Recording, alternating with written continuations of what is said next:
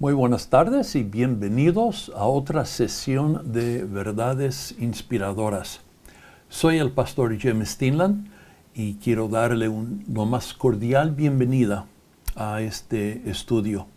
Hemos visto en otros videos la necesidad de 4 requisitos para nuestro crecimiento espiritual.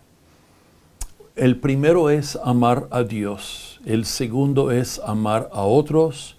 La tercera es vivir por fe y la cuarta es hacer discípulos. Quiero esta tarde mirar un poco más al segundo, amar a nuestro prójimo. Hemos visto en el primero, los nombres de Dios eran todos enfocados en aprender quién Dios es para que podamos amarle, para que podamos obedecerle. Porque obviamente no podemos amar a una persona a quien no conocemos. Y tampoco no podemos amar a Dios sin conocerle. Entonces lo más importante es conocer quién Dios es, qué Él nos ofrece y qué Él requiere de nosotros. Entonces por eso hicimos el estudio de los nombres de Dios. Ahora estamos viendo cómo amar a nuestro prójimo. Y comencé eso en el estudio previo. Y si no lo han escuchado, eso sería un buen lugar para comenzar antes de entrar en este estudio.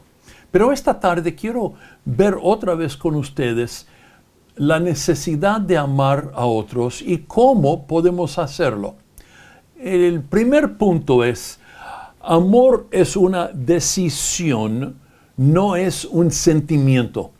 Nosotros tenemos que decidir que vamos a amar a otra persona. ¿Por qué digo eso?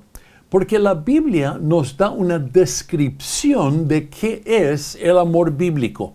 En 1 Corintios, capítulo 13, versículos 4 al 8, el principio de versículo 8, vemos estas palabras dándonos una descripción de qué es el amor cuando la Biblia refiere al amor. Y le voy a decir de antemano, es totalmente diferente a lo que el mundo define como amor. Escucha lo que dice la palabra de Dios.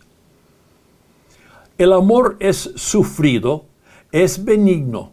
El amor no tiene envidia, el amor no es jactancioso, no se envanece, no hace nada indebido, no busca lo suyo, no se irrita, no guarda rencor, no se goza de la injusticia, mas se goza de la verdad.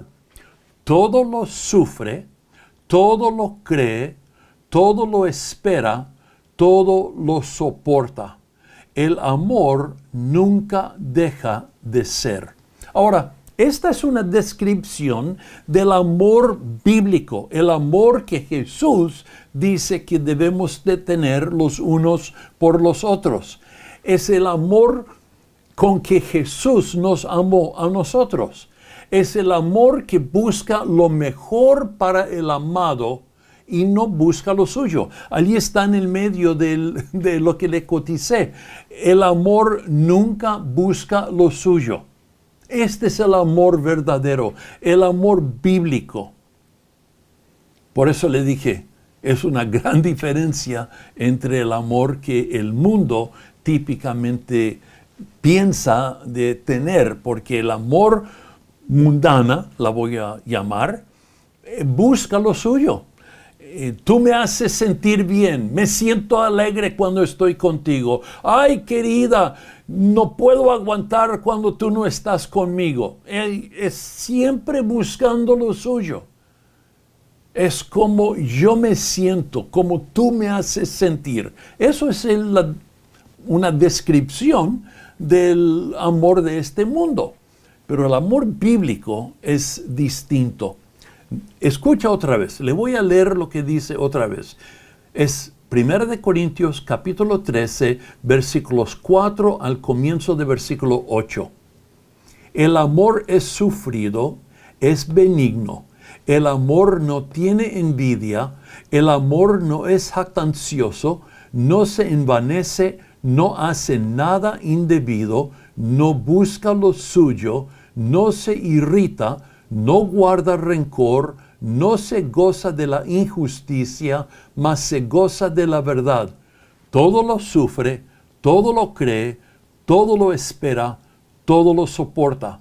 El amor nunca deja de ser. Esto es algo que nosotros necesitamos aprender cuando la Biblia nos dice que debemos de amar el uno al otro. Es una decisión, no es un sentimiento. Yo decido que voy a poner esto en práctica y que la voy a demostrar a mi amigo, a mi vecino, a mi amigo en la iglesia, a todos. Este es el amor bíblico. Dios nos ha dado un mandamiento que no debemos de permitir que el sol se baje sobre nuestra ira. Es decir, antes que el sol se pone, nosotros debemos de arreglarnos con nuestro hermano.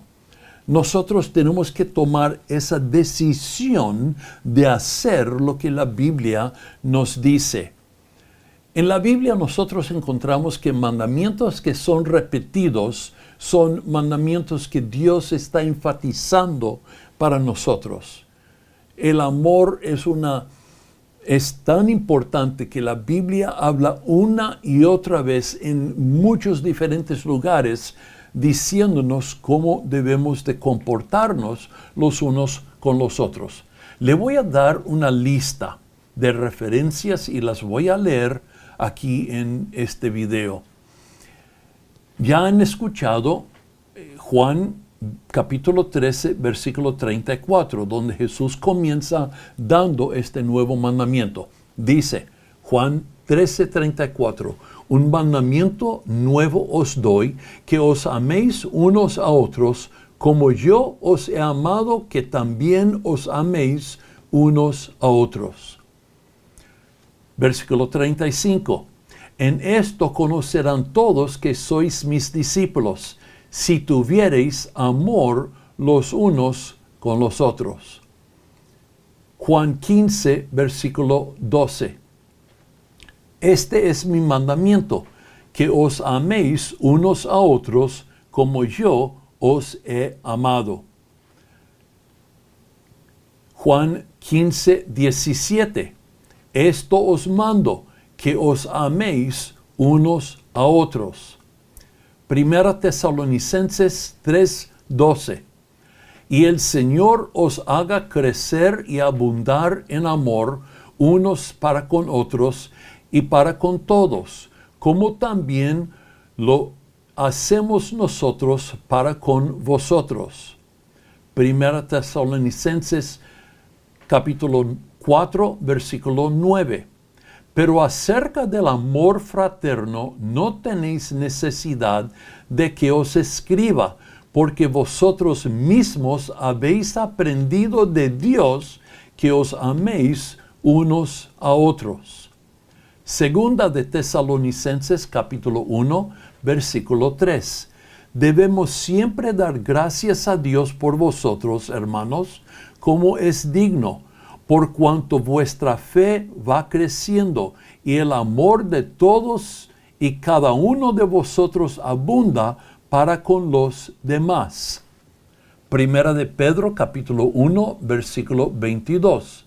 Habiendo purificado vuestras almas por la obediencia a la verdad mediante el Espíritu, para el amor fraternal no fingido, amaos unos a otros entrañablemente de corazón puro.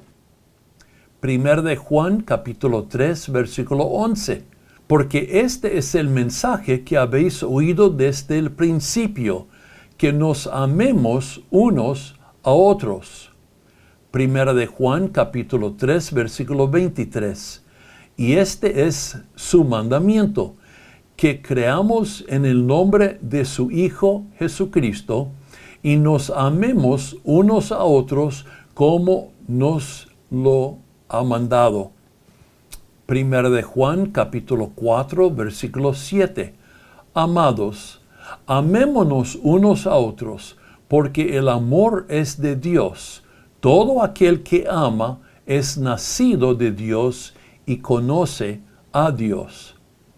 Primera de Juan, capítulo 4, versículo 11. Amados, si Dios nos ha amado así, debemos también nosotros amarnos unos a otros. Y últimamente, segunda de Juan, capítulo 1, versículo 5. Y ahora te ruego, Señora, no como escribándote un nuevo mandamiento, sino el que hemos tenido desde el principio, que nos amemos unos a otros. Allí lo tienes. Del tiempo que Jesús dio ese mandamiento a sus discípulos hasta posiblemente una de las últimas cartas que tenemos en el Nuevo Testamento, vemos ese tema de que amemos los unos a los otros. Una y otra vez, Dios nos está diciendo, tienes que poner esto en práctica. Y nuevamente le digo, no es un sentimiento, es una decisión que nosotros tenemos que poner en práctica en nuestra vida. Aun cuando no deseamos hacerlo, cuando no queremos hacerlo, es un mandamiento que Dios nos da y tenemos que aprender a ponerlo en práctica si es que vamos a andar en obediencia y disfrutar de la vida abundante que Jesús quiere darnos. Punto número 3. Ese fue el segundo punto, esa lista de versículos. El punto número 3. Porque el diablo odia a Dios, él odia que usted obedezca a Dios. Le voy a repetir. Porque el diablo odia a Dios, él odia que usted obedezca a Dios. El diablo no viene contra ti porque él te odia a ti. No, él te odia a ti solamente cuando tú sigues a Dios. ¿Me entendiste? El diablo te odia porque tú sigues a Dios. Si tú estás viviendo una vida para ti mismo, el diablo está feliz. Si tú estás buscando riquezas, placeres y lo que este mundo te puede dar, el diablo está feliz. Él no va a luchar contra ti. No, para nada. Él te va a dejar en paz porque tú estás haciendo lo que la Biblia dice que no debemos de hacer. La Biblia nos dice que debemos de buscar cómo glorificar a Dios. Hemos sido comprados por la sangre de Jesucristo. Ya no pertenecemos a nosotros mismos. Hemos sido comprados y debemos de estar viviendo nuestra vida teniendo a Jesús como el Señor de nuestra vida, el Maestro, el amo de nuestra vida, y dedicándonos a obedecerle y traer gloria al Padre. Pero cuando nosotros estamos viviendo para nosotros mismos, el diablo nos deja en paz. Pero cuando nosotros comenzamos a obedecer a Dios, a buscar amar a los demás, el diablo viene en contra de nosotros. Viene en contra de nuestra salud, viene en contra de nuestro hogar. Él quiere robar la paz entre nosotros padres y nuestros hijos, entre nosotros maridos contra nuestra esposa o esposa contra marido. Él viene a destruir en la iglesia. Él comienza a luchar para romper la armonía o destruir la armonía en la iglesia. Y nosotros tenemos que cuidarnos de eso, implementando el amor bíblico que no busca lo suyo, pero que busca lo mejor del amado. Cuando Jesús estuvo colgado allí en esa cruz, leemos en Lucas capítulo 23, versículo 34, y Jesús decía, Padre, perdónalos porque no saben lo que hacen. Colgando en esa cruz, Jesús está pensando de los que le han puesto allí. Jesús está mirándolos y reconociendo que si ellos no se arrepientan, ellos van a pasar una eternidad en el infierno. Y Él está rogando al Padre, pidiendo al Padre, Padre, por favor, no ponga esto a su cuenta. ¿Dónde el Padre lo va a poner? Si el Padre no lo pone a cuenta de los transgresores que le están crucificando, ¿dónde lo pone? Lo pone sobre Jesús. Jesús está colgando en esa cruz con todo el dolor que Él está sufriendo. Él dice, Padre, permítame pagar por el pecado de los que me han hecho esto. ¡Wow! Ese es el ejemplo que Jesús nos ha dado. Ponga el sufrimiento que ellos merecen, póngalo sobre nosotros. Piénsalo. Una de estas veces me gustaría enfocar en ese sufrimiento de Jesús en la cruz, lo que Él hizo en nuestro lugar. Cuando pensamos de eso, cuando realmente tomamos en cuenta todo lo que Él sufrió, nos hace pensar de una forma diferente del precio de nuestra salvación. Pero lo que quiero que veamos en esto es, nosotros no podemos amar a otra persona hasta que entendemos el amor con que Jesús nos ama a nosotros. Nosotros necesitamos pensar y meditar en lo que nuestro Señor Jesús hizo por nosotros, cuánto Él nos ama para tomar nuestro lugar en esa cruz.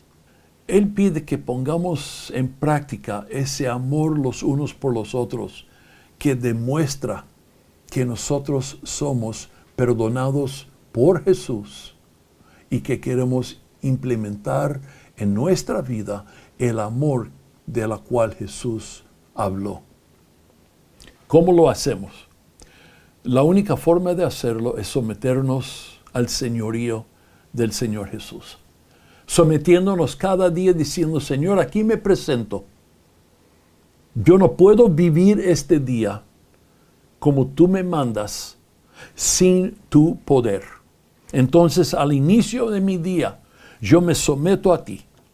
Quiero entregar el control de mi vida a tu Espíritu, que tu Espíritu me guíe y que yo sea obediente para seguir y obedecerte en todo lo que tú me dices.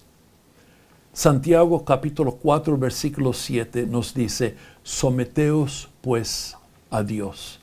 Y esto es como nosotros tenemos que comenzar cada día, sometiéndonos a Dios. En mis oraciones diarias yo oro por ustedes que me están escuchando, que este mensaje sea de ayuda en tu vida espiritual para que realmente puedas poner en práctica lo que la Biblia nos enseña y que creciendo en la gracia y el conocimiento de nuestro Señor Jesús podemos crecer en nuestro amor por Él y en nuestra obediencia a Él. Hasta la siguiente vez, que Dios te bendiga grandemente.